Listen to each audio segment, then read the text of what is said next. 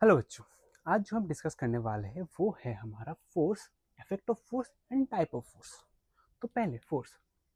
Force क्या है? A push और pull upon an object resulting interaction with another object is called a force. अगर एक object को हम पुश या पुल करेंगे, वो दूसरे ऑब्जेक्ट के साथ इंटरेक्ट करेगा, तब हम उसको एक फोर्स बोलेंगे।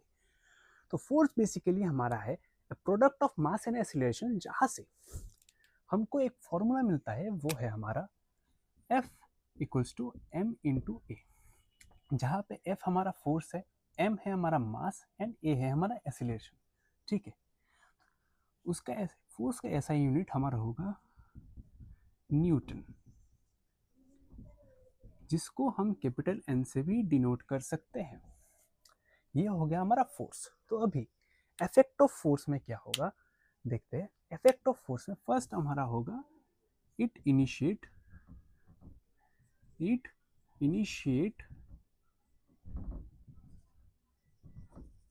Motion, changes direction,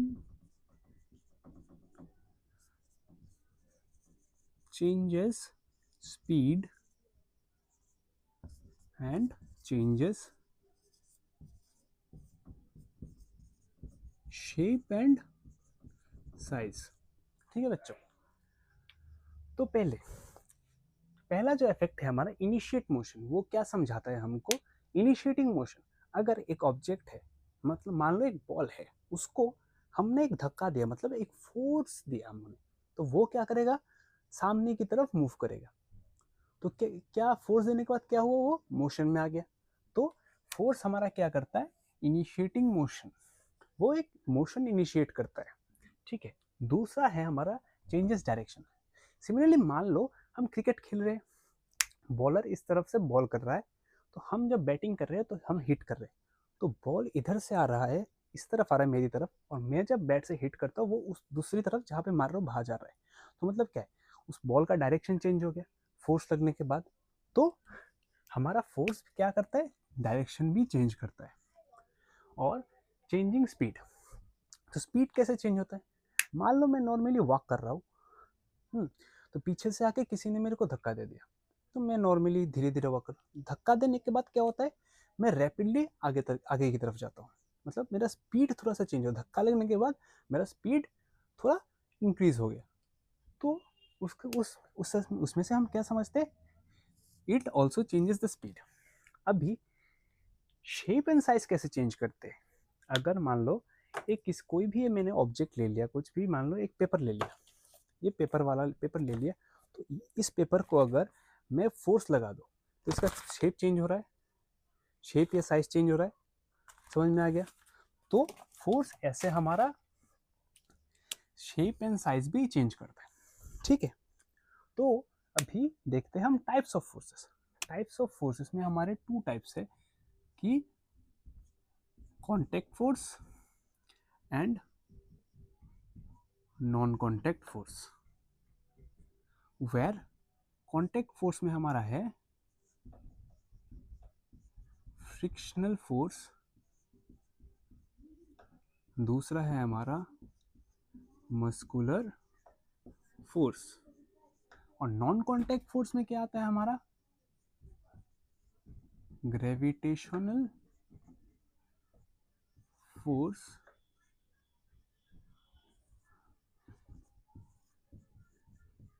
electrostatic force and magnetic force. ठीक है, ये हमारे टाइप्स है। तो टाइप्स बेसिकली दो टाइप्स के होते हैं। तो इन कॉन्टेक्ट फोर्स के अलग अलग टाइप है दो, और नॉन कॉन्टेक्ट के तीन अलग अलग टाइप्स है। ठीक है, तो फ्रिक्शनल फोर्स क्या है हमारा?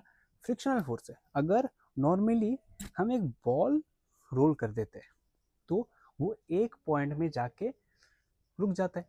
क्यों रुकता है? क्योंकि एक फ्रिक्शन उसको अपोज कर रहा है, कि फ्रिक्शन कहाँ पे फ्लो करता है? अगर बॉल इस तरफ फ्लो कर रहा है, तो फ्रिक्शन इस तरफ जाएगा, तो फ्रिक्शन भी एक फोर्स है। तो फ्रिक्शन उसको क्या करेगा? अपोज करेगा। ठीक है, तो वो एक फोर्स है, तो इसलिए फ्रिक्शन एक फोर्स है, देख लिया हमने। तो मस्कुलर फोर्स कौन सा है? अगर कोई भी वर्क, कोई भी फोर्स हम अब खुद के हाथों से या मसल्स के हेल्प से करते हैं, वो है हमारा मस्कुलर मोशन। की एक बॉक्स है, उसको हम धक्का दे रहे हैं, वो क्या है? हमारे मसल के कांटेक्ट, मसल के पावर से जा रहा है, वो है हमारा मस्कुलर फोर्स। समझ में आ गया? तो अभी नॉन कांटेक्ट फोर्स वो क्या होता है? तो अभी देख ले, कांटेक्ट फोर्स क्या था हमारा? कुछ दो ऑब्जेक्ट्स मतलब फोर्स के समय एक दूसरे के कांटेक्ट में थे, तब फोर्स हुआ। लेकिन नॉन कांटेक्ट फोर्स में कांटेक्ट में ना होके भी फोर्स हमारा हो सकता है। जैसे कि ग्रेविटेशनल फोर्स। ग्रेविटेशनल फोर्स क्या है? मैं जंप कर रहा हूँ, तो मैं फिर से वापस नीचे आ गया, लेकिन मैं जब कर रहा था तो मेरे और ग्राउंड के बीच में एक गैप था, कांटेक्ट नहीं था।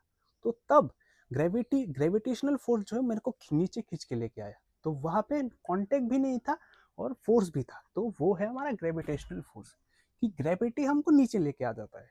अगर कोई भी चीज हम ऊपर होता था, हम नीचे छोड़ दिया तो नीचे चला जाएगा, तो वो ग्रेविटी खींच लेता है अपने आप से। कांटेक्ट नहीं, जब पेन मैंने यहाँ रखा था तो ग्राउंड और पेन के बीच में कोई भी कांटेक्ट नहीं था, लेकिन फोर्स एक था।